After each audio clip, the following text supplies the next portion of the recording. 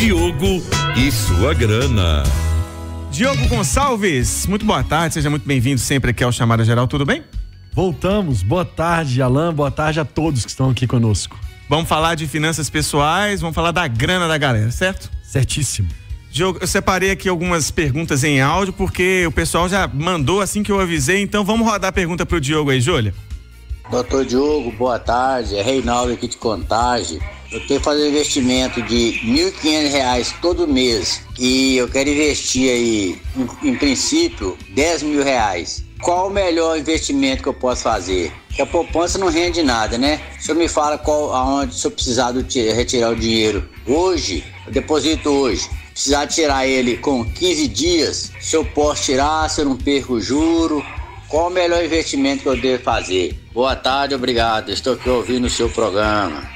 Ô Diogo, entendi que ele quer fazer um investimento inicial ali de 10 mil e depois ir colocando 1.500 por mês, mas quer fugir da poupança. Isso ele já aprendeu contigo, te ouvindo em outras vezes. Já aprendeu sobre a poupança, não investir lá. Já aprendeu sobre separar um pouco todo mês e ter essa disciplina, pelo menos teórica, mas eu parabenizo ele por isso, por essa consciência. E já me deu o mapa. Ele já disse, ó, se eu precisar de resgatar, eu posso. Então, o que eu sugiro é, até completar os 10 mil, vai colocando, por exemplo, no CDB ou num Tesouro Direto Selic. Ambos são investimentos super seguros.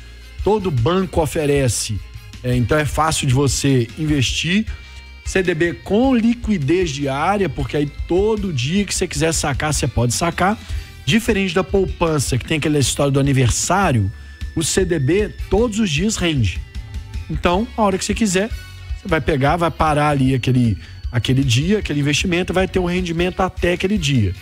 E aí depois que você juntar os 10 mil e tiver o que a gente chama de reserva de emergência e for acumular mais dinheiro, aí você volta aqui na Itatiaia, faz um áudio de novo pra gente e aí sim a gente sugere outros tipos de investimentos, mas até chegar lá, minha sugestão é Tesouro Direto Selic ou CDB do banco que você ou o senhor tem conta corrente.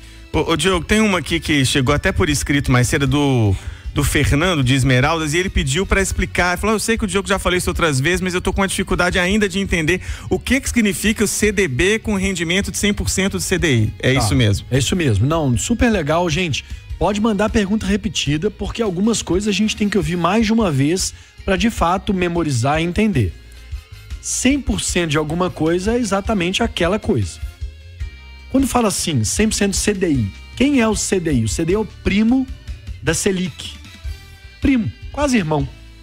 A Selic é aquela que todo dia a gente fala, não caiu, a gente achou que ia reduzir, não reduziu. O Banco Central reúne, o Copom. O Banco Central reúne o Copom para estipular a taxa de referência básica da economia, que hoje está em 10,50. Então a Selic está a 10,50, ela rende ao ano 10,50. Quando eu falo assim, eu vou ter 100% do CDI ou da Selic, tanto faz. Eu tenho 10,50 ao ano. Eu tenho 110. Eu tenho os 10,50 mais 10%, mais 1,5%. 120, mesma regra. Eu vou pagar pelo seu dinheiro 90% do CDI. Então eu vou pagar 10% a menos do que os 10,50. Perdeu. Assim funciona. Então, não necessariamente, porque às vezes tem uma LCI, por exemplo, que ela não vai pagar 100% do CDI, muitas vezes. Ela vai pagar 97%, 95%. Mas ela é isento de imposto de renda.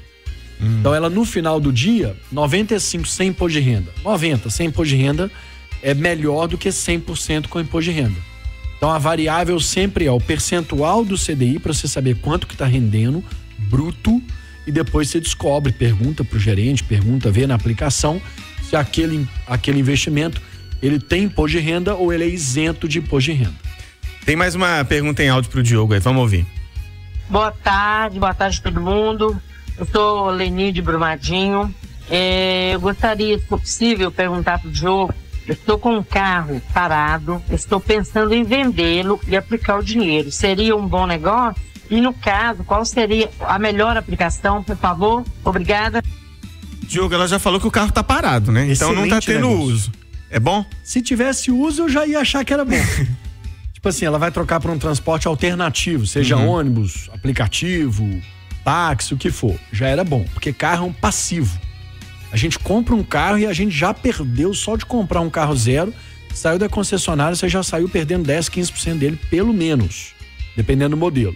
Então, ele deprecia.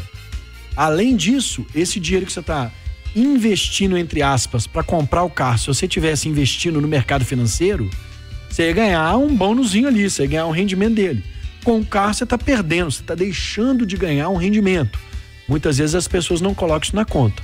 Além de todas as despesas inerentes ao uso do carro, como combustível, troca de pneu. Troquei pneu outro dia. Nossa senhora, impressionante. Jesus. Seguro de carro, IPVA, né, o combustível, estacionamento, lavagem. Eu viajei de carro, paguei só de pedágio ida e volta R$97. Eu fui para Caldas Novas. Olha que fortuna. Então vai acumulando, você vai ver, o carro é um passivo. Para ela que não tá usando o carro, super parabéns. Então, super recomendo sim, vende e aplica. Onde aplicar? Aí vai depender do seu interesse. Ela não deu um mapa exato igual o outro, né? Exato, Outro ela não ouvinte. falou prazo, ela não falou o risco, qual que é o perfil dela. Então a gente tem, no próprio Tesouro Direto que eu recomendei para o ouvinte anterior, o próprio Tesouro Direto, ele tem 3 modalidades. Uma que é o Tesouro Selic, outra é o Tesouro Inflação, que é o IPCA, e outro Tesouro Pré-fixado. Os 3 são ótimos, com perfis diferentes, mas tem uma ótima segurança e uma excelente rentabilidade também. Diogo, a gente atendeu aqui os ouvintes que mandaram áudio, mensagem áudio, gente que mandou aqui por escrito no WhatsApp, e tem a galera que participa em tempo real aqui no chat do YouTube. A Silvana Fagundes, ela tá querendo saber se você recomenda que as pessoas tenham um único banco e façam os investimentos lá, o banco, o corretor, enfim, ou que diversifiquem em instituições diferentes. Depende da quantidade de grana. É a mesma relação com o cartão de crédito. Se eu vou dar números aqui hipotéticos, tá? Se eu tenho R$1 milhão, por exemplo, num banco só, eu sou muito bem tratado naquele banco e eu acesso produtos melhores porque eu tenho R$1 milhão. Se eu tivesse 500 mil num e 500 mil no outro, eu seria ruim pros dois. Eu não acessaria uma gama de produtos, uma rentabilidade para isso. Porque quanto mais dinheiro você tem, mais o banco quer vai te tratar melhor, né, para você. Tratar melhor, de pagar melhor por aquilo. Regra, é mercado, faz parte. Então, sobre essa ótica, ter num só é melhor. Agora, eu tenho muito dinheiro, né? O doutor Sérgio, por exemplo. Sim. Bom exemplo, só de bom roupa exemplo. é R$1 milhão. Certo. Então, imagina o patrimônio de casa, né? Então, é uma pessoa com muito dinheiro. No caso dele, é bom ter mais de um banco para diversificar o risco da instituição financeira. Então perceba, até um certo limite, é importante você ter num só para você ter algum poder de barganha. E de um outro limite, pessoas de patamares diferentes do nosso, estão à minha esquerda aqui, por exemplo, aí a gente precisa trocar de banco para não para correr menos risco. E aí eu fiz um paralelo ao cartão de crédito, só para finalizar essa fala. Cartão de crédito é a mesma coisa. Eu tô com um cartão e eu gasto todas as despesas naquele cartão, eu tenho mais bônus com aquele banco. O banco tende a me pagar pelo meu gasto, que a gente chama de milhas, né? Que eles dão pontos, num ratio, num índice melhor se eu estiver gastando muito nele do que se eu estiver gastando um pouquinho aqui, um pouquinho aqui, um pouquinho aqui. Um pouquinho aqui, em 3 instituições, eu sou um cliente comum. Muito, numa instituição só, eu sou um cliente acima do comum. Provavelmente eu vou ter mais benefício com isso. Pra gente fechar, eu te dar um exemplo assim de que, sei lá, a pessoa tem 20 mil guardado, aí é bobeira ficar dividindo esse trem em vários bancos? Não divide de jeito nenhum. De jeito 20 nenhum. mil guardado só é um banco só. Um banco só. Tá eu certo. quero perguntar uma coisa. Claro.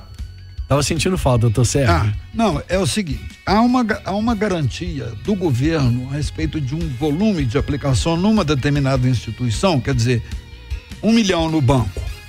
Se o banco falir 1 milhão, o governo me garante ou não tem isso? Tem isso sim, mas é até R$250 mil. Chama Fundo Garantidor de Crédito.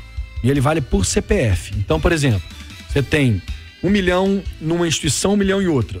Se as duas falirem, você vai receber 251 e 251 em outra. Mas não vai ser duas que vão falir. Não vai falir nenhuma. Mas se falir em uma, você vai receber até 250 mil de volta. Tem gente que me fala isso, Diogo, eu tenho 1 milhão, eu divido em 4 bancos? Acho que não. Porque 4 bancos falirem... Pensar num cenário de muita catástrofe. Muita. Eu não vejo esse cenário, não penso nisso, eu sou até muito otimista. eu não me preocupo com isso, dessa forma. Mas muito dinheiro mesmo, aí eu tô falando de alguns milhões, aí vale, e um alerta para quem tem esses muitos milhões, ter dinheiro lá fora, no mercado exterior, em dólar, porque é a moeda mais forte que existe. Diogo Gonçalves, Diogo e Sua Grana, falando pra você sobre finanças pessoais, tirando as suas dúvidas. Muitas perguntas, viu, Diogo? Chegaram, ficaram pra semana que vem. A gente já guardou aqui, vamos trazer então outras dúvidas dos nossos ouvintes na próxima semana. Pra quem quiser falar com você enquanto isso, suas redes sociais, seus contatos. Maravilha, @Diogo e Sua Grana, porque Diogo sou eu e eu falo pra sua grana. Um abraço, Diogo, até semana que vem. Valeu, até semana que vem.